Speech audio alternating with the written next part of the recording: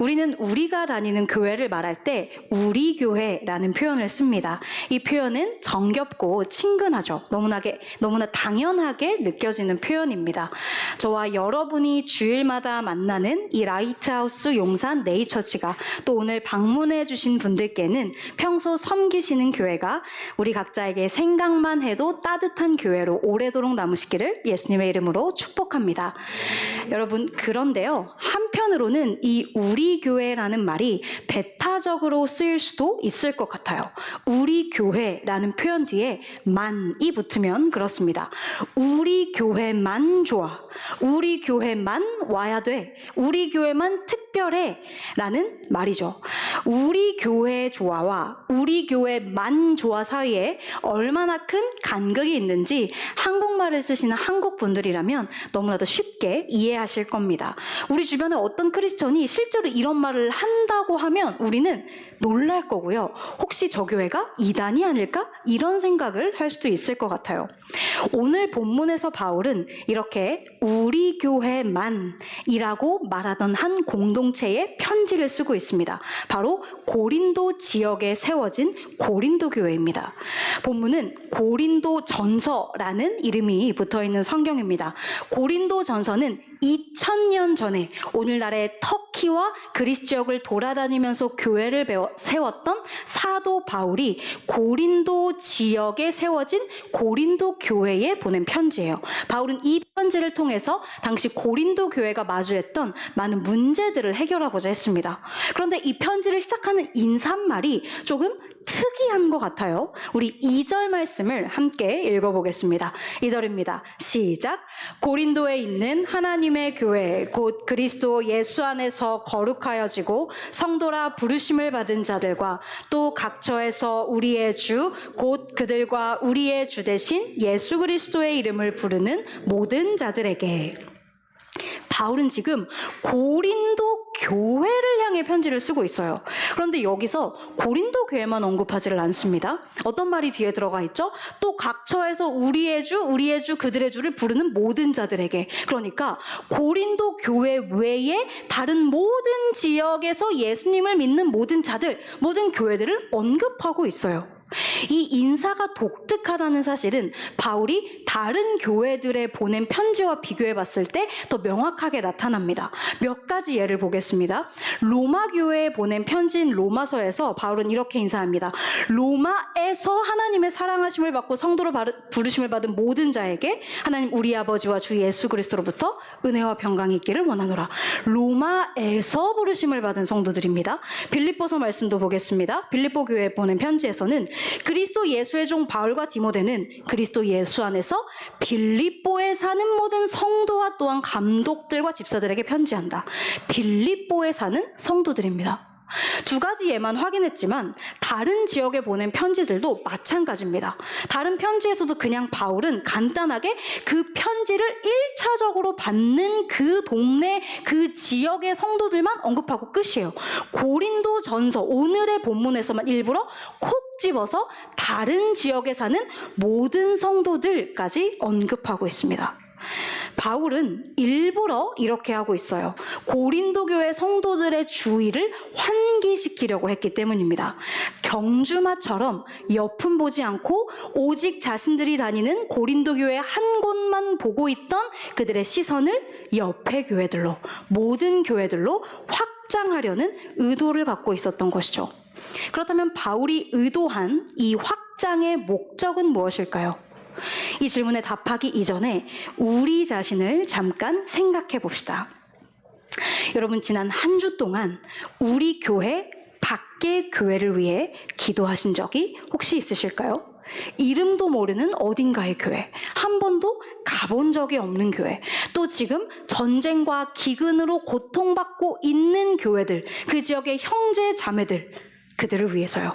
그들을 위해 기도하고 어떻게 하면 그들을 도울 수 있을까 고민하고 방법을 찾아보셨을까요?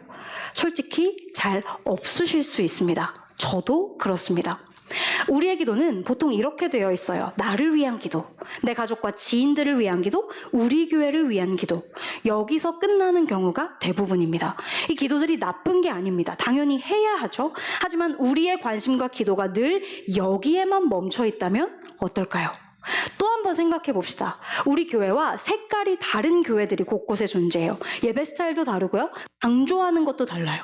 그 교회를 생각할 때 우리 마음에 어떤 생각이 드나요? 저 교회는 조금 모자란 것 같은데, 조금 부족한 것 같은데, 이런 생각이 불쑥 우리 안에 생겨나지는 않나요? 한편으로는 우리 교회와 다른 교회를 비교하면서 우리가 조금 더 낫다라는 안도감을 느끼지는 않나요? 고린도 교인들이 바로 이 모습을 하고 있었습니다.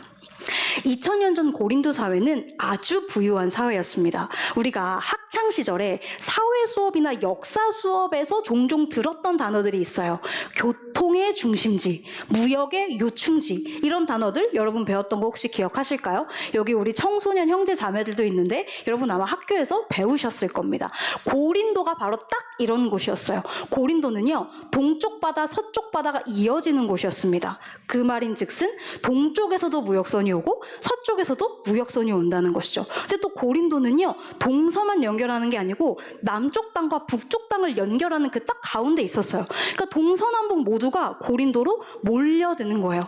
무역선이 모이니까 사람들이 모이고요. 그러면 돈이 모이고, 그래서 문화가 모였습니다. 점점 더 고린도 교회는, 고린도 사회는 로마 제국 안에서 손꼽히는 대도시로 성장하면서 무엇이 가능하게 됐냐? 자급자족이 가능하게 됐습니다. 그냥 고린도 사회 안에서 모든 것을 풍족하게 누릴 수 있는 그런 도시가 됐어요. 그렇기 때문에 자연스럽게 이 고린도 사람들 마음 안에 이런 생각이 자라났습니다. 우리가 중심이야. 우리는 우리만으로 충분해. 자기중심성, 개인주의가 싹 덮고 그들의 공용어가 됐어요. 문제는 이 특성이 교회 안까지 들어왔다는 것입니다. 우리도 그럴 때가 많죠. 우리가 성경 밖에서 만나는 가치관과 생각들을 크게 고민하지 않으면 그것들을 그대로 교회 안에 갖고 들어옵니다. 현대 교회 안에 만연한 이기주의, 개인주의, 성과주의 다 어디서 온 걸까요? 고린도 교회도 그렇게 했던 것입니다. 그래서 교인들은, 그 고린도 교회 사람들은 이렇게 생각했어요. 우리 고린도 사회만 자급자족이 가능한 게 아니야. 우리 교회도 자급자족이 가능한 교회야. 우리는 우리만으로 충분하고 다른 교회의 존재, 다른 교회와의 연결, 이것은 필요 없어. 그리고 우리가 이렇게 자급자족이 된다는 것은 우리가 특별하고 능력 있는 교회라는 증거야. 하나님이 우리에게 특별한 은혜를, 특별한 사랑을 베푸시고 있다는 증거야. 고린도 교회에 대한 자신감이 다른 교회에 대한 우월감과 배타성으로 이어졌고요. 자신들이 예수 그리스도를 독점하고 있다는 오만함으로도 이어졌습니다. 그래서 하나님은 바울을 통해 다른 편지에서는 볼 수 없는 독특한 인사말로 고린도 교회에 말씀하고 계신 것이죠. 우리 본문 2절 말씀을 한 번 더 읽어보겠습니다. 2절입니다. 시작. 고린도에 있는 하나님의 교회 곧 그리스도 예수 안에서 거룩하여지고 성도라 부르심을 받은 자들과 또 각처에서 우리의 주 곧 그들과 우리의 주 되신 예수 그리스도의 이름을 부르는 모든 자들에게, 모든 성도들을 얘기하면서 일부러 우리의 주님에 그들의 주님을 붙여서 얘기합니다. 고린도 교인들은 자연스럽게 예수님은 우리의 주님이야 라고 말했을 겁니다. 하지만 그것은 반쪽짜리 고백이라는 것이죠. 너희가 우리의 주님이라고 고백하는 그 주님은 그들의 주님이기도 하다. 너희가 예수님과 연결되어 있고 그들도 예수님과 연결되어 있기 때문에 그 안에서 너희들은 전체가 연합되어 있다. 너희들은 절대 혼자 외딴 섬처럼 존재할 수 없다. 존재하지 않는다. 이것이에요. 다른 교회가 있었기에 고린도 교회가 세워졌고요. 앞으로도 세워질 것입니다. 각자의 일어섬과 무너짐이 서로에게 영향을 미칠 것입니다. 서로를 향해 오고 갈 것입니다. 이것이 바로 독특한 인사말의 의도였어요. 하나님이 바울을 통해 고린도 교회에 주신 이 메시지는 오늘날 우리에게도 동일하게 해당됩니다. 우리는 분명 한 교회에 속해 있습니다. 주일마다 여기 네이처치에서 예배하시는 분들께는 그 공동체가 우리 이 라이트하우스 용산 네이처치일 거고요.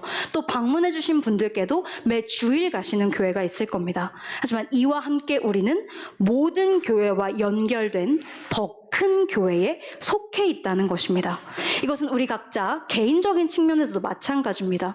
예수님을 나의 하나님으로 고백하는 것은 분명 주님과 나 1대1의 문제입니다. 예수님은 내 주님이시죠? 그러나 내 주님으로만 끝나서는 안 됩니다. 내가 고백한 주님이 우리 교회의 주님이 되어야 하고 더 큰 교회의 주님이 되어야 합니다. 내가 만난 주님 때문에 우리 교회가 행복하고 더 큰 교회가 행복해야 합니다. 그리고 그 방향이 뒤집혀서 다시 나에게로 오는 것이죠. 우리는 양방향으로 연결되어 있어요. 여기서 우리가 때로는 꼭 이렇게 해야 하나? 그냥 우리 교회끼리만 행복하면 안 되나? 라는 질문을 하고 싶기도 한 것 같아요. 나는 이미 우리 교회 공동체 안에서 너무 행복하거든요. 가끔은 이 공동체가 너무 좋고 함께하는 시간이 너무 좋아서 진짜 여기가 천국이구나. 하나님이 우리에게 천국을 주고 계시구나. 이런 생각을 할 때도 있어요. 솔직히 말해보면 다른 교회와 이어진다는 것은 감사한 일인 한편 품이 많이 드는 일이기도 합니다. 불편하고 수고스러운 일이에요. 그렇기 때문에 꼭 이것을 해야 하나 싶은 것이죠. 그러나 여러분 생각해 봅시다. 하나님은 어떤 분이신가요? 예수님은 어떤 분이시죠? 하나님은 하나님의 영원한 생명을 하나님 안에만 두시지 않았습니다. 우리에게 이어지게 하셨습니다.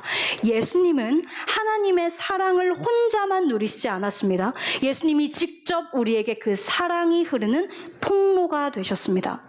예수님의 삶을 기록한 복음서 성경들은요, 이것을 잘 보여주는 한 사건을 기록하고 있어요. 불규칙한 자궁출혈로 오랫동안 앓던 혈루증 여인이 예수님의 옷자락을 만진 사건입니다. 유대인의 율법에 따르면 자궁출혈은 여인을 종교적으로 부정하게 만듭니다. 또 부정은 다른 사람에게 옮겨가요. 예를 들어서 시체가 있어요. 시체는 생명이 없는 상태이기 때문에 부정합니다. 그래서 제가 그 시체를 만지면 그 시체의 부정이 저에게로 옮겨와서 저도 부정하게 되는 것이죠. 마찬가지로 이 혈루증 여인과 닿은 사람은 여인의 부정이 옮겨가서 같이 부정하게 돼요. 그런데 혈루증 여인이 예수님의 옷을 만졌을 때 어떤 일이 일어났죠? 반대의 일이 일어납니다. 여인의 부정이 예수님께 옮겨간 것이 아니라 예수님의 생명이, 예수님의 정결이, 예수님의 치유가 여인에게로 옮겨옵니다. 하나님이 이 일을 우리에게 하시는 겁니다. 하나님이 우리와 하나님 자신을 이으셔서 그분의 생명이 우리에게 오게 하시는 겁니다. 사랑하는 여러분, 이음과 연합과 공동체는 그저 인간의 특성이 아닙니다. 하나님의 특성입니다. 선택 차원의 일이 아닙니다. 하나님이 우리에게 주시는 신앙과 삶의 방식입니다. 이제 이 일을 하나님이 하나님의 일인 동시에 교회의 일로 우리에게 맡기신 것이죠. 바로 여기로부터 오늘 본문의 당위성이 시작하는 것입니다. 그렇게 우리가 꿈꾸는 것 같이 행복한 믿음의 추억을 교회 안에서 쌓아가고 있다면, 하나님이 우리 교회를 정말 사랑하시는구나, 아끼시는구나, 은혜를 주시는구나 고백할 수밖에 없는 일들을 하나님이 우리 안에 허락하신다면, 계속 행하신다면, 여러분 그때야말로 우리는 우리에게 보여주신 하나님의 특성을 닮아갈 때인 것입니다. 한 교회가 모든 교회와 연결되어 서로를 향해 흐르고 있다는 한 예는 가장 가까운 곳에서 찾아볼 수 있습니다. 바로 우리 교회, 라이트하우스 용산 네이처치가 존재하게 된 일이에요. 여러분, 우리 교회가 왜 개척되었을까요? 그 배경에는 한국 기독교 사회 안에 새로운 유형의 성도들, 새로운 유형의 청년들, 새로운 유형의 젊은 세대가 탄생했다는 시대적 변화가 있었습니다. 새로운 세대의 등장은 이 새로운 세대의 그리스도인을 예수님의 제자로 세울 일에 조금 더 집중된 교회의 탄생을 요구했어요. 오해하시면 안 되는 게 기존 교회들이 이 일을 못한다는 게 아닙니다. 잘합니다. 열심히 하는 교회들이 많죠. 그런데 여기서 조금 더 이 일에 집중된 교회가 필요하다라는 기독교적 맥락이 있었다는 것이에요. 다시 돌아가서 이 같은 오늘날의 더 커다란 기독교적인 맥락 안에서 하나님의 부름에 응답하여 우리 교회가 세워졌습니다. 우리 교회의 존재 자체가 우리 교회가 그냥 딱 외딴 섬처럼 그냥 홀로 존재하는 게 아니고 각 개인 그리스도인들과 더 큰 교회와 연결되어 우리 교회가 세워졌다는 것이죠. 그것이 하나의 교회의 연결의 증거가 됩니다. 그렇게 여러분, 이제 우리는 다른 교회를 바라보는 우리의 관점을 바꾸어야 할 것 같습니다. 우리 교회가 속해 있는 한국의 전체 교회, 모든 땅의 교회를 바라보는 관점을 바꾸어야 할 것 같습니다. 다른 교회가 아닙니다. 나와 무관한 교회가 아닙니다. 너희들의 교회가 아닙니다. 더 큰 우리의 교회입니다. 사랑하는 여러분, 생각해 봅시다. 이 성경의 선포가 이제까지 우리에게 우리의 이야기였을까요? 우리가 혹시 말로는 안다고 하지만 우리 교회와 다른 교회들 사이에 선을 긋고 있지는 않았을까요? 선을 안 긋는 것 같지만 사실 긋고 있을 수 있어요. 한 가지 예만 보겠습니다. 우리가 쉽게 찾아볼 수 있는 경우는요, 욕먹는 기독교인, 욕먹는 교회, 욕먹는 목회자들에 대한 이야기를 만날 때입니다. 그때 우리에게 어떤 반응이 나오는가요? 여러분, 우리가 이제 뭐 친구들을 만나거나 지인들을 만났어요. 근데 이제 그분들이 이제 넌 크리스천인 거죠. 근데 이제 그분들이랑 막 얘기를 하는데 최근에 뭐 화제가 된 어떤 이제 문제가 있었던 교회, 문제가 있었던 목회자, 이런 얘기가 막 나왔어요. 그러면 우리는 어떤 반응을 하나요? 여러분, 어떤 반응을 하세요? 물론 처음에는 그 목사님, 그 전도사님이 잘못했지, 그 교회가 잘못했지 라고 말하고 그 다음 어떻게 하세요? 저는 그렇게 말하고, 근데 안 그런 교회가 더 많아, 안 그런 목사님들, 전사님들이 더 많아, 이렇게 하거든요. 여러분 어떠신 것 같으세요? 아마 여러분도 비슷하실 것 같아요. 틀린 말은 아닙니다. 분명 안 그런 교회도 많고 이제 좋은 목사님들, 전사님들 많죠. 그런데 우리가 교회가 욕먹는 현장에서 변명인 듯 아닌 듯, 수습인 듯 아닌 듯 너무나 손쉽게 내놓는 안 그런 교회도 많아요. 이런 얘기가 어쩌면 우리 안에서도 편가르기를 하고 있는 말은 아니었을까요?